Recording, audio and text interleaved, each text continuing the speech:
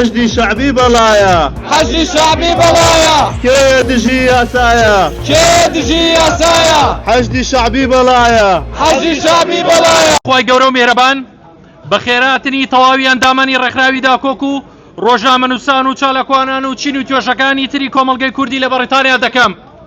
ئامادەبوانی بەڕێز ڕێکخراویدا کۆک و ئەندامەکانی لەمڕۆدا لە بەردەم باڵوێزخانەی عێراق لە شاری لەندەن لە هەمان کاتیشدا لە بەردەم کوسڵخانەی عێراق لە شاری مانچستەر کە لە پشتبانەوەیە کۆبوونەتەوە بۆ ئیدانەکردنی ئەو پرۆژەی ئاسایەی کە بڕیارە پەسەند بکرێ بە زۆرینەی دەنگی تەواوی هێزە شیعەکان تاوەکو دەسەڵاتی حەشدی شەعبی و تەواوی چەکدارەکان فراوانتر بکرێت لە تەواوی شار و ناوچەکانی عێراقدا. ئێمە لێرە کۆبووینەتەوە بۆ ڕەتکردنەوەی بڕیارەکە تاوەکو چیتر ڕێگە نەدرێت بە فراوانکردنی دەسەڵاتی هێزێک کە دەستی سوورە بە کوشتنی ڕۆژنامەنووسان و چالاکوانان و هاوڵاتیانی مەدەنی لە عێراق و ناوچە کێشە لەسەرەکان و تەواوی شوێنەکانی تر. هاوڵاتیانی عێراق و تەواوی پێکاتەکانی پێگەنەری شایستەی زۆر لەوە زیاترن کە هێزێکی تیرۆریست و هێزێکی خوێنڕێژ ببێت بە پارێزەریان.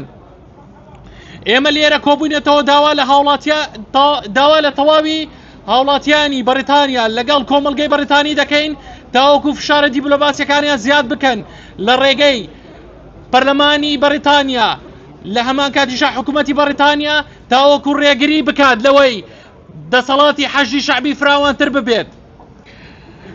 لە کاتێکدا حەشدی شەعبی لە چەندین تاقم و دەستە پێکاتووە ناوی زۆرێک لە سەرکردەکان و تاقم و گروپانە لە لیستی تیرۆری وڵاتانی هاوپەیماناندایە. بۆیە ناکرێت هێزێکی تیرۆریست هێزێکی خوێنڕێژ بچێتە پاڵ هێزێکی ڕێخەرەوە ببێتە پارێزەری هاوڵاتیانی مەدەنی لە عێراقدا. ئەوەی ئێمەی لێرە کۆکردۆتەوە تەنها ئیدانەکردنی نییە بەڵکو داواکاریەکی گرنگە. ئەویش ئەوەیە ڕێگری بکەین لە کونسڵخانەی عێراق و ڕێگری بکەین لە باڵێزخانەی عێراق کە نەهێڵن حەشدی شەعبی دەسەڵاتەکانی فراوانتر بکات لە عێراقدا و هەوڵی ئەوەش بدەین کە لە داهاتوودا هەموو هێزانە یەک بخرێت لە عێراقدا تاوەکو ببێتە هێزێکی ڕێخەر هێزێکی پارێزەری تەواوی پێکاتەکانی عێراق.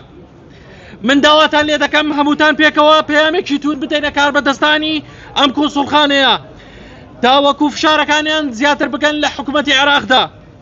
داواکاری داکۆکیش و تەواوی ئەندامەکانیشی بریتە لەوەی کە حەق و دادپەروەری بگەڕێتەوە بۆ عێراق.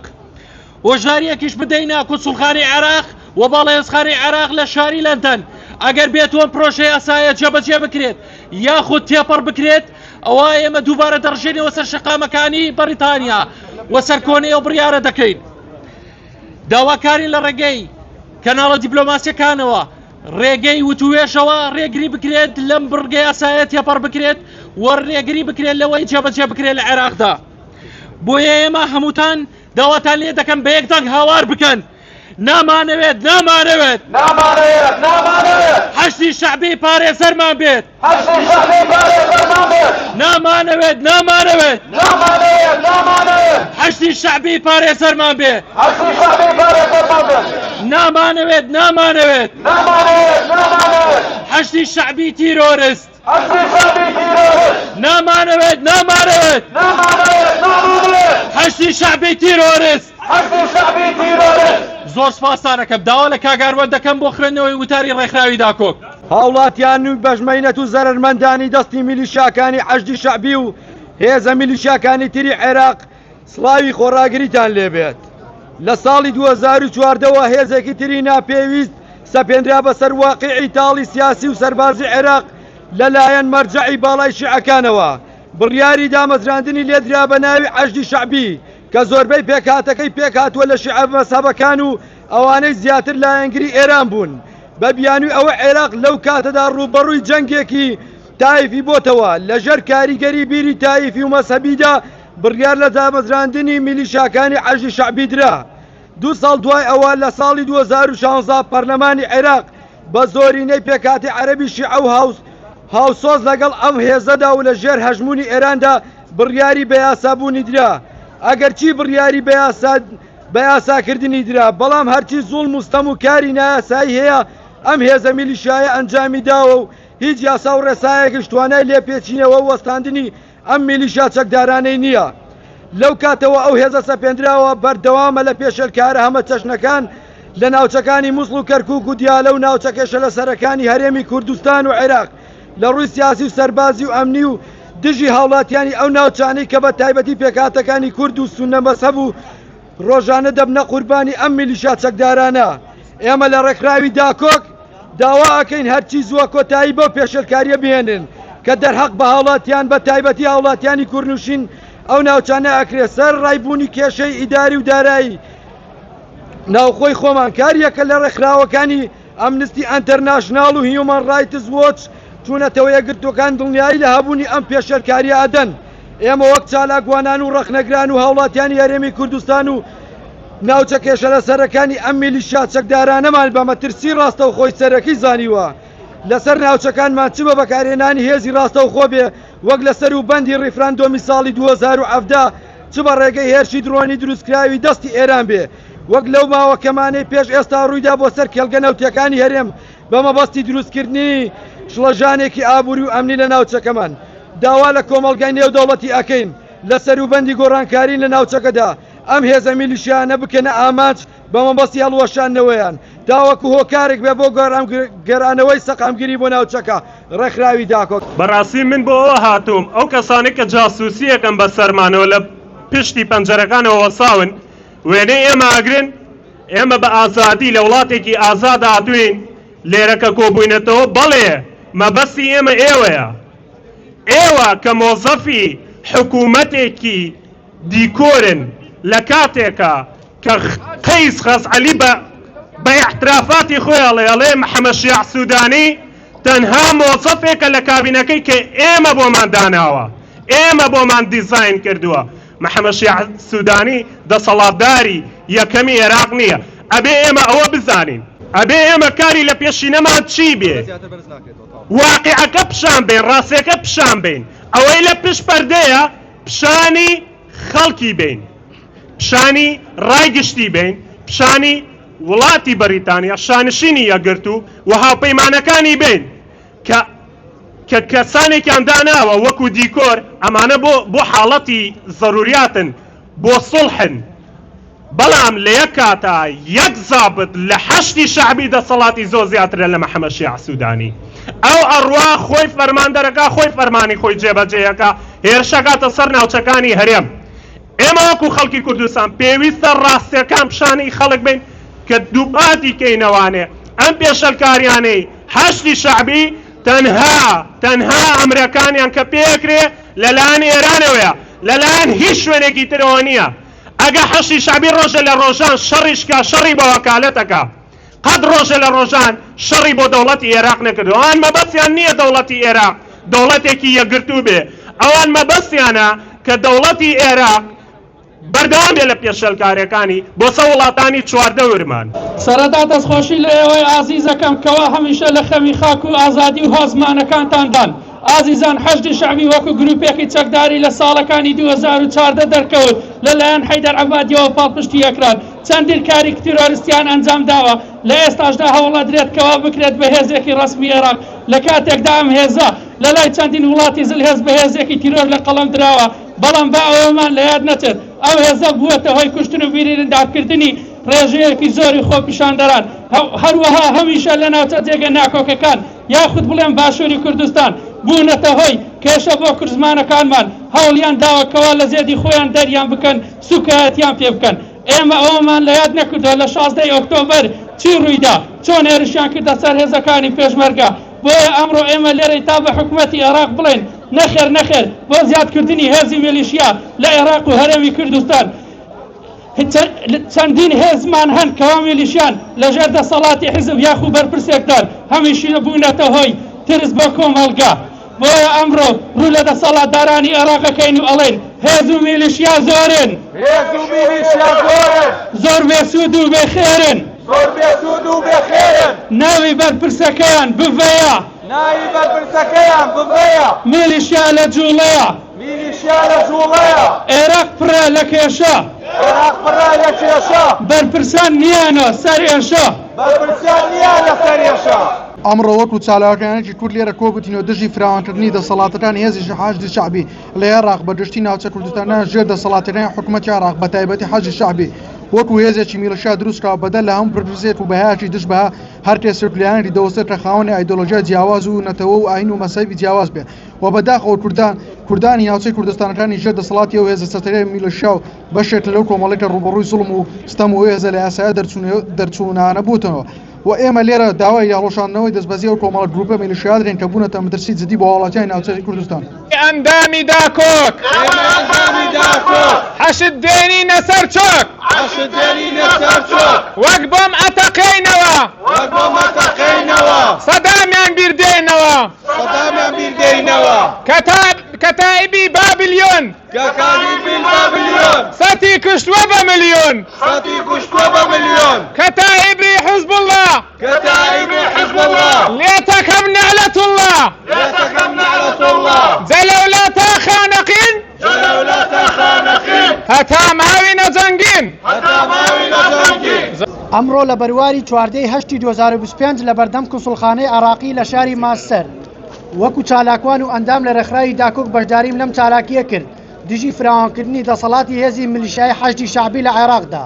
لەم چەند ڕۆژەی ڕابردوودا بڕیارێکی نوێ بۆ فراوانکردنی دەسەڵاتی هێزی میلیشیای حەشدی شەعبی لە عێراق دەستی پێکرد. ئەم گروپە لە ڕابردوودا هۆکاری توندڕەوی خراپەکاری و ئارامی ئاسایش عێراق بوو. فراوانکردنی دەسەڵات دەبێتە مەترسی بۆ زیاتر ئاسایش عێراق چونکە ئەمێزە لە ساڵی 2014 دروستکراون لەلایەن گروپە چەکدار و توندڕەوەکانەوە. ئاراستە دەکرێت تاوانبارن بە دەستدرێژیکردن بە مافی مرۆڤ و تاوانبارن بە کاری تیرۆری و ڕفراندنی کەساتەیە بەناوبانگەکان وەکو ئەندام پەرلەمان و خوێندکاران. بۆیە بە پێویستم زانی بەشداری لەم چالەکێ گرنگەدا بکەم.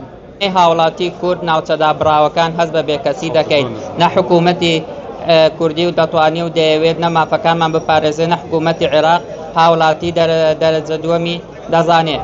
ئێمە هەڵهاتوین لە دەست حەشدی شەعبی و تەواوی میلیشیاکانی عێراقدا. حەشدی شەعبی گروپێکی چەکداری مەزهەبی توندڕەون لە سەرەتای دروستبوونیانەوە دوای هێرشەکانی چەکدارانی داعش بۆ سەرچەم پارێزگایەکی عێراق هێزەکانی حەشدی شەعبی بە بیانی لە ناوبردنی چەکدارانی داعش دەستیان کرد بە سەرکوتکردن و لە ناوبردنی نارەکانیان و بارودۆخەکەیان خۆستەوە بۆ سەرکوتکردن و نارەکانیان لە ناو عەرەبی سوننە و کوردەکاندا و هەروەها لەلایەن بەشێک لە سیاسیە شیعەکانەوە بەکارهێنران بۆ سەرکوتکردنی هێزە سیاسیە نارەکانیان.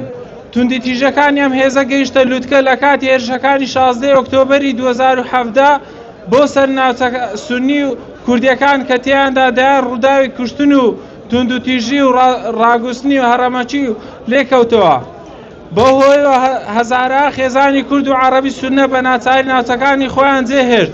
لە ئێستاشدا بەداخەوە لە پەرلەمانی عێراق یاسایە گەڵاڵە دەکرێت کە ئایندەیەکی مەترسیداری هەیە بۆ داهاتووی عێراق و بە یاساییکردنی ئەو هێزانە. ئادیتان باش ئازادیەک لە سێدارەدرا لە کوردستان بەدەستی یەکێتی و پارتی و لە عێراق بەدەستی پیسی حکوومەتی عێراقی شیعە بەڕێزان نەدەکرا لەم کۆبوونەوەی و لەم شوێنە بێجگە لەم شوێنە لە شوێنێکی تر پشتگیری بۆ دەسەڵات. بەڵام ویژدانی پاک و خەمخۆری ئێوە ویژدانی پاک و خەمخۆری و بە عیزەتی نەفسی ئێوە ڕێگر بوو لەوەی کە پاڵپشتی لە حکوومەتە خۆسەپێنەکانی عێراق و دژ بە ئازادی ڕاتان هەبێ و ئەم جارش پەیمان دەدەین لە پاڵ میلەتەکەمان وەک شاخ بوەستین و هیچ شتێک نامان وەستێنێک تا ئەگەینە ئامانجی کۆتایی ئەویش ئازادی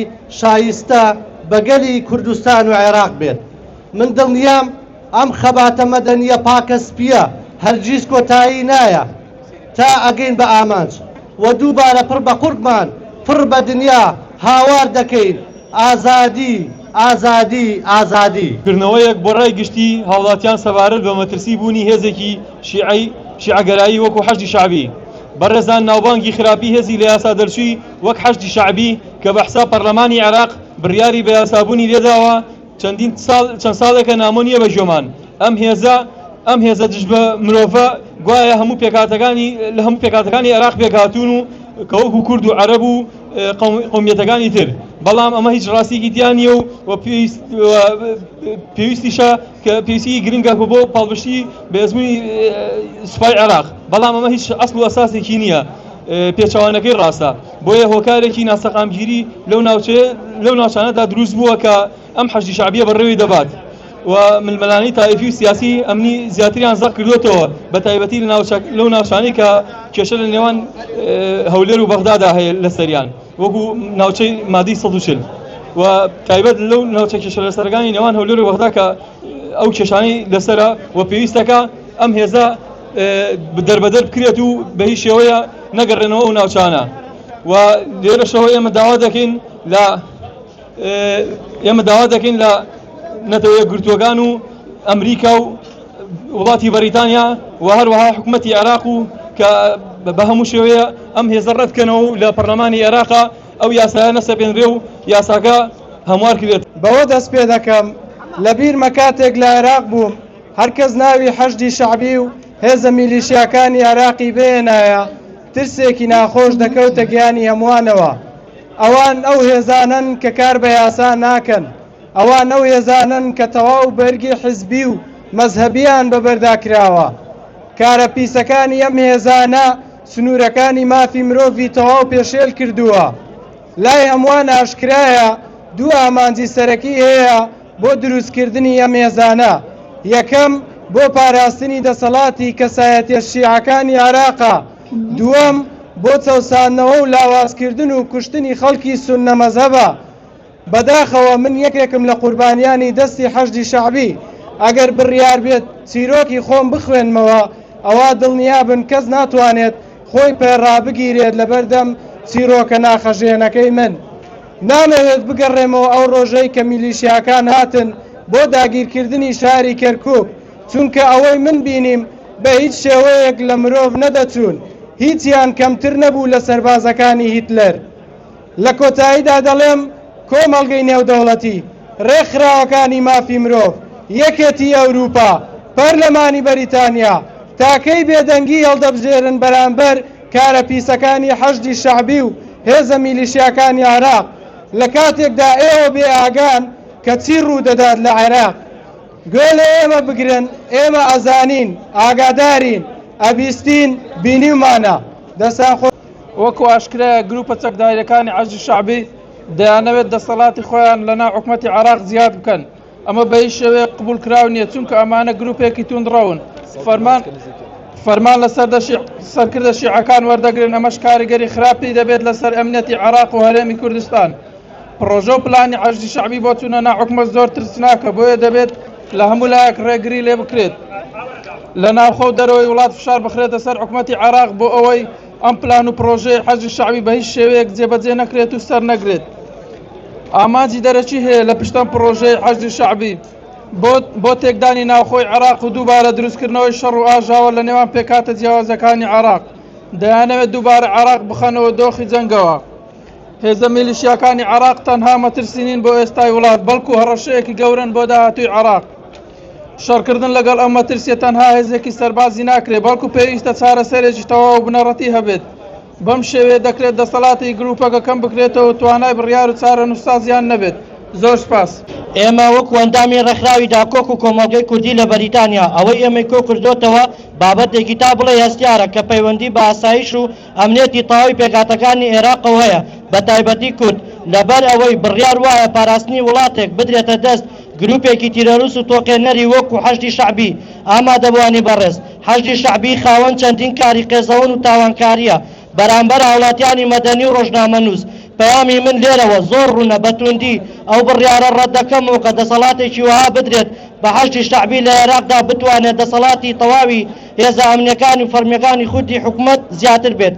داواکاری لە کۆمەڵگەی نێودەوڵەتی هەرچی زووە هەموو ئەو گروپ و تاقمانەی تری نێو خودی حەشتی شعبی بکاتە لیستی تیرۆرەوە تاکو هیچ لایەنێکی و حیزبێک نەتوانێت پاڵپشتی یاساییان بکات، چونکە پاراستنی تاقەکانی وڵاتێک دەبێت بە هێزی ڕێکخراوی یەک ڕیز ڕێک بخرێت، نەوەک هێزی لە نێو خودی خۆپیشاندان و لولەی تفەنگ لە یەکتری ڕابکشێن و دەستی سوور بێت بە خوێن و چالاقەوان و ڕۆژنامەنووسان. دوای مەترسیەکانی داعش بۆ سەر خەوارەی شیعە لە عێراق، نزیک بوونەوەیان لە بەغدا و دوای فتوای جیهاد دژی داعش لەلایەن عەلی سیستانیەوە دروستبوونی بە پێی ڕاگەیاندنی خۆیان ئامانجیان پاراستنی عێراقە لە داعش. بەڵام ئامانجی سەرەکی ئەم هێزە پارێزکاریە لە قەوارەی دەسەڵاتی شیعە و ئێران لە عێراق. هەنگاوەکانی ئەو ئامانجە لە 16 ئۆکتۆبەر دیار بوو، دواتر و بە ئاشکرایی دەستیان کرد بە جێبەجێکردنی ئامانجەکانیان. گەروانیە ئێستا مەترسی داعشکەی ماوە و ئەوان لە تاوان بەردەوامن لە جێبەجێکردنی ئامانجەکانیان. باکیان بە سڕینەوەی هۆکارەکانی ژیانیان نەبووە.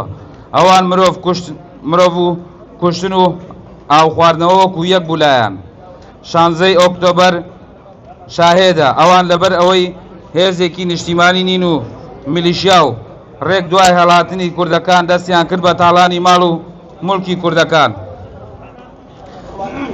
ئەوان لە پێناو پاراستنی دەسەڵاتی ئێران و گەورەکردنەوەی قەوارەی شیعە لە عێراق هەموو نایاساییەک دەکەن.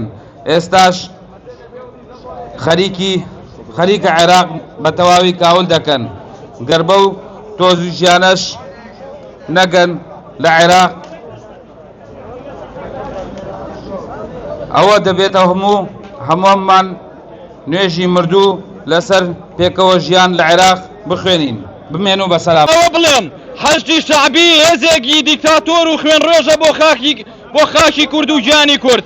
ئەم مێزە لە سەرەتادا بەناوی بەرەنگاری لە دژی داعش دروست بوو، بەڵام بە خێرایی بۆ ئامانجی سیاسی و مەزهەبی گەورەتر و تونتر بەکارهێنرا. هەمیشە ناکۆشی و کێشەیان هەبوو لەگەڵ پێشمەرگە و کوردەکانی ناوچە لەسەر خاک و زمان و دەسەڵات. ئامانجێکیان بۆ ئاوەدانکردنی دەسەڵاتی خۆیان و مەزهەبە شیعەکەیانە تا لە هەموو شوێنە ژێرا خاوەن پێگە و دەسەڵات بن. ڕۆژ لە دوای ڕۆژ حەشتی شعبی فراوانتر و بەهێزتر بووە تا ئەوەی داوای خاوەندارێتی و حکومڕانی و بەشی گەورە ناو حکومەتی فیدراڵی عێراق بکەن. لە هەمان کاتامانەوەی ئێران لە خاکی عێراق بە پشتگیری و مانەوەی ئەمێزە پاراستووە. بەڕێوەبردنی شیعەیەکی سیاسی و مەزهەبی بابوونی حەشتی شعبی هەمیشە نادات پەروەری و ناسەقامگیری و توندوتیژی لە ناو سیاسەت و کۆمەلگا دروست کردووە. ئەم مێزە بە دوور لە هەموو ئەخلاق و مرۆڤاتی دەست بە داگیرکردنی خاک و ئاوارەکردنی خەڵک و خۆی بە بەڕێوەبەری خەڵکی کووردا دەنێت. بۆ من ئەمەوێت بە شعرێک کۆتایی بەم قسانم بێنم. ئەمەوێت بڵێم من چۆنێک باسێک بکەم لە دەربەدەریم، خامەکەم چۆن ئەبێ بدوێ لە قوڕ بەسەریم. من چۆن باسێکم لە لانەی سوتا و ئەی خاکم بەسەر بە وڵاتی داگیرکراو. من چۆن باسێکم لە بێویژدانی دیکتاتۆرەکان ئێوەی بۆ هانی. خاک و وڵاتم لە لای ئەوانە فەرمانڕەوای گەل ڕای دەپەڕێنێ. من ئەیسپێرم بەخوا ئاقم بسێنێ. سەرەتا بە خێراتنی هەموو چالاکوانان و ئەندامە بەڕێزەکان دەکەم. من وەکو کەرکووکیەک دەمەوێت ئەمڕۆ لە خزمەتتاندا کورتەباسێکی دروستبوونی مێژووی هێزە چەکدارەکانی عێراق و بە تایبەتی حەشتی شعبیتان بۆ بکەم. دوای ڕوخانی حکوومەتی سەدام حوسێن لە ساڵی 2003 لە عێراق میلیشیایەکی زۆر دروست بوو، بە تایبەت لە ناو شیعەکان کە چەند گروپێکی جیاواز لەژێر چەند ئاڵایەکی جیاواز، لەوانەش عەسایب الئەهل الحەق و سەرایە سەلام و کەتاب و حزب الله و بەدر و حەشد شعبی و چەند گروپێکی تر. ئەو هێزانە نەبوونە ناوێکی دیار لە ناوچەکە تا ساڵی 2014 لە کاتێکدا داعش داخلی عێراق بوو لە مووسڵەوە چەند ناوچەیەکی بەدەست گرت. سەرەتا حەشت ئەوەیان بە دەرفەت زانی تا لە ژێر ناوی هێزی نیشتیمانی ڕەگ و ڕیشەی خۆیان لەناو حکوومەت و دامەزراوەکان داکوتن. ئەوەی جێی لەوەی کە حەشت مەترسیەکی جدی وەک بۆمبێکی تەقێندرا وایە لە ناوچەکە بەهۆی کۆنتڕۆلکردن و پرچەکردنیان لەلایەن ئێرانەوە کە فەرمان لە ئێران وەردەگرن. بەڕێزان زیاتر لە 10 ساڵە عێراق کەوتۆتە دەست هێزی میلیشیای توندڕەو کە لەسەر بنەمای ئاینی و مەزهەبی دامەزرێنراوەی و هێزی شیعەکان بە فتوایەکی ئاینی لەلایەن مەرجعی شیعەکان هێزێکیان بە ناوی حەشدی شەعبی ڕاگەیان کە ئەو کەسەی فتوای بۆ دامەزراندنی ئەو هێزەدا عەلی سیستانی بوو. لە ئەنجامدا هەزاران کەس لە هاوڵاتیانی شیعەی عێراقی لەسەر بنەمای مەزهەب و چەکیان پێدرا وا دەچێت بۆ 11 ساڵە لولوی تفەنگەکانیان سار نەبوونەتەوە. سەرەتا ئەوان دژی داعش ساریان کرد بەڵام دواتر دەستیان کرد بە سڕینەوەی ئەوانی تر. لەوانەش میلەتی کورد لە سنووری پارێزگای کەرکووک وای لێهات کوردەکان بارودۆخیان گەڕایەوە بۆ کاتی ڕژێمی بەعز و لەسەر کوردبوون تیرۆر کران و ئاوارە بوون مەترسی جدی کەوتە سەر ژیانیان. راپۆرتەکانی نێودەوڵەتی وەک ئەمێنیستی نێودەوڵەتی تاوانباری دەکەن بە ڕەشکوژی و مەزهەبی لە ناوچە سوننەکان و ڕفاندن و ئەشکەنجەدانی ڕەگەزنامەناسانی سونە و کەمینەکانی تر، تێکدانی خانوو و مڵک و خەڵکی مەدەنی و هەوڵی گۆڕینی دیموکرافی لە کەرکووک و ناوچە جێناکۆکەکان. هەر بۆیە لێرەوە ڕووی قسەکانمان لە کونسوڵخانەی عێراقە داوا دەکەین بە هیچ جۆیەک هێزەکانی حەشدی شەعبی یاسای تایبەتیان بۆ دەرنەکرێت بەڵکو هەڵبووە شوێنێنەوە بۆ ئەوەی ئاشتی و ئارامی لە وڵاتەکەمان بەرقەرار بێ. ئێمە لێرەوە داوا لە وڵاتانی زلیهێزی وەکو بەریتانیا و ئەمریکا و هێزی هاوپەیمانان ئەکەین کە کار بکەن بۆ هەڵوەشانەوەی ئەو هێزە سەرکوتکەرەی کە هیچ کات پابەند نەبووە بە یاسابەرەکانی مافی مرۆڤ. هەمیشە ناکۆکی نێوان مەسەبەکانی خۆستۆتەوە بۆ فراوانکردنی دەسەڵاتی خۆی. هیوادارین کۆمەڵگای نێودەوڵەتی ئەو هێزە بە مەترسی جدی بزانن بۆ سەر ئاسایشی عێراق و ناوچە و بڕیاری پێویست و یەکلاکەرەوەکانی لەسەر بدەن. No fear, no shame. No fear, no shame. Kurdistan is our name. Kurdistan is our name. Kurdistan is our name. Kurdistan is our name. Whose land? Our land. Whose land? Our land. Whose right? Our right. Whose right? Our right. Militias out. Freedom in. Militia out. Freedom in. Militias out. Freedom in. کوردێکی ناوچە دابڕێنەکان بەدەستی حەشدی شەعبی ئاوارەی و ماڵوێرانی زوڵم و ستەملێکراوی ماڵداگی کراوەکان دەڵێن فراوانکردنی دەسەڵاتی حەشدی شەعبی لە عێراق بە تایبەتی ناوچە کوردنشینەکان لە سەرەتا واتا دووبارە تەعریبکردنی و داگیرکردنی سەرماڵی هاوڵاتیانی کورد بە تایبەتی. لە 16 ئۆکتۆبەرە هەردوو حزبی خۆفرۆش پارتی و یەکێتی کە لە 150 خاچی کوردستانیان تەسلیمی حەشدی شەعبی کرد و چیتر ژیان بۆ کورد لەو ناوچەیە ئاسان نەبوو لەبەر دوو هۆکار، یەک هۆکاری نەتەوەی، دووش هۆکاری مەزهەبی. حەشد کە سوپایەکی میلیشای هێزی هاوشانی سوپای عێراق بەداخەوە بۆتە هۆی کار و ترسە دڵەڕاوچی هاوڵاتیانی عێراق. ئەو هێزە شیعە نایاساییە بە تایبەتی بۆ شیعەکانی عێراق دروست بووە. ڕۆژ بە ڕۆژ دوای ڕۆژ سنووری دەسەڵاتی فراوان بۆ دەسەڵاتی میلیشای مەزهەبی، واتە نەمانی ئاسوودەی و ئازادی و سەرکوتکردنی هاوڵاتیانی بێتاوان و گرتن و ڕفاندنی کوشتن و پێشگیریکردنی مافی مرۆڤ. داوا لەلایەنە پەیوەندیدارەکان دەگەن ڕێکخراوی مافی مرۆڤ بە زووترین کارکات بۆ وەساندنی ئەو دۆخە نارەبارەی کە کار بکات بۆ هەڵوەشاندنەوەی ئەو هێزە نایاسایانە بە هیوای لە ناوچوونی حەشد و ئەوانش کە لە سای دەسەڵاتی حەشدا خۆش ئەژین. لە دوای هێرشەکانی تیرۆریستانی داعش بۆ سەر عێراق وەرەمی کوردستان و کشانەوەی هێزی سەربازی عێراق لە ڕوبەڕووبوونەوەی و هێزە مەترسیدارە گروپێکی شیعە مەزهەب دروست بوو بە ناوی حەشدی شەعبی کە لەسەر بڕیاری مەرجەعی شیعەکان کە لە چەندی گروپ و فەیلق پێکداهاتن بۆ ڕەتدانەوەی هێرشەکانی داعش لە خاکی عێراق. دوای لاوازبوونی داعش وان گروپانە دەستیان کرد بەسەر چەندین سێکتەری گرنگ لەناو حکوومەتی عێراق و لەلایەن هەموو گروپ و حیزبە شیعەکان و پاڵپشتی دەکرا و دەسەڵاتی ڕاهیان نەبوو بۆ هەر بەرەو پێشچوونێکی سیاسی و سەربازی و دەستدرێژیکردن بۆ سەر مڵک و ماڵی گشتی حکوومەت و تێوەگلاون لە فەسادی سیاسی و مەزهەبی و نەتەوەیی. بەرزترین نمونە بۆ کارە چەپەڵەکانیان 16 ئۆکتۆبەر و قەتڵ و عامی شارە سونە نشینەکان وەک فەلوجە و بازرگانیکردن بە مادەی هۆشبەر و ڕفاندن و کوشتنی ڕەمەکی بوو. ئەوەی ئەمڕۆ ئێمەی کۆکردوێتەوە تەرفیعکردنی پرۆژە یاسایەکە لەلایەن حیزبە شیعەکانەوە لەبکە لە پەرلەمانی عێراق کە تیایدا پرۆژەکە یارمەتی زیاتر و دەسەڵاتی زیاتر دەبەخشێتە ئەو هێزە کە هیچ یاسایەک نەبێت بۆ بەرەنگاربوونەوەیان و بەردەوام بن لەوە ژمونەی کە چەندین ساڵە بەردەوامن لەسەری. ئێمە وەک چالاکوانان ناڕازیبوونی خۆمان دەردەبڕین دژی هەر بڕیارێک لەو شێوەیە دەوەستین کە زیانی هەبێت بۆ خاک و نیشتیمان و گەلمان. سەرەتا بە خێراتنی هەموو لایەقەکەم بۆ ئەم چالاکیە گەورە کە 14 2025 لێرە کۆبووینەتەوە بۆ ئەوەی دژی حەشدی شعبی حکوومەتی عێراق لێرە چالاکی بکەین. حەشدی شعبی گروپێکی توندڕەوی شیعە مەزەبە لە سەرەتای ئامانجی ئەم گروپە بۆ شەڕی داعش بووە. لە ئێستادا گروپێک خاوەنی هێز و دەسەڵات لەناو حکوومەتی عێراق و لە حکوومەتی عێراق دەسەڵاتێکی زۆریان هەیە. کاری ئەم گروپە سەرزنشتی خەڵکە سەرزنشتی هاوڵاتیانە و من لێرەوە پێیان ئەڵێم نەفرەتیان لێبێ نەفرەت لە فاڵح فەیاز و بوونەتە مەترسی بۆ سەرژیانی هاوڵاتیان بۆ لە ناوچە داکۆکەکان و لێرەوە حکوومەتی هەرێمیش لە ژێرەوە دەستی تێقەڵە لەگەڵیانە لەگەڵ بەرپرسانی حەشدی شعبی و لەگەڵ فەرماندەکانی حەشدی شعبی کە بوونەتە ئامرازێک بۆ ئەوەی کە نەناو حکوومەتی عێراق و لە شارەکان ناوچە جێداکۆکەکانە وەکو دووسخورمات و وەکو کەرکووک وەکو پردێ بوونەتە مەترسی بۆ سەر هاوڵاتیان و بۆ سەر فەلاحەکانی ئەو منتیقەیە و لێرەوە داواکەم ئەم گروپە بەڕاستی گروپێکی شیعە مەزەبن بەڕاستی کە گروپێکن کە تەواو بوونەتە مەترسی بۆ سەر هاوڵاتیان. عێراق نە خزمەتگوزاری هەیە نە پیشەساسی نە کوشتوکۆڵ نە چاودێری تەندروستی نە پەروەردە وڵاتێکە مادەی هۆشبەرتیدا بەربڵاوە 100 میلیارد دۆلاریش بەبێ لە پیرسنەوە چاودێری دەدزرێت. زۆرینەی عێراقەکان بەبێت توانایی ئابووریەوە بێبەشن لە سەفەرکردن مامناوەندی موچەی بژێوی ئەبەدیە بەتایبەت بەهۆی زۆری کرێەوە و قەیرانی موچەوە.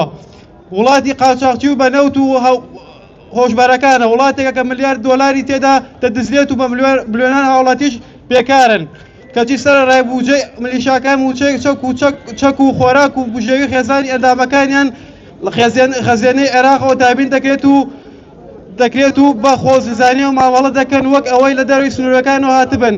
زۆر جاڵگاڵدە بە گەلی عێراق دەکەن و بارگەشەی ئەوە دەکەن کە ئێمە شەرەفی ئێوە دەپارێزن ئێمە قوربانی ئێوەن وەک ئەوەی عێراق پێو نەبێت بۆ پاراستنی شەرەفی خۆی.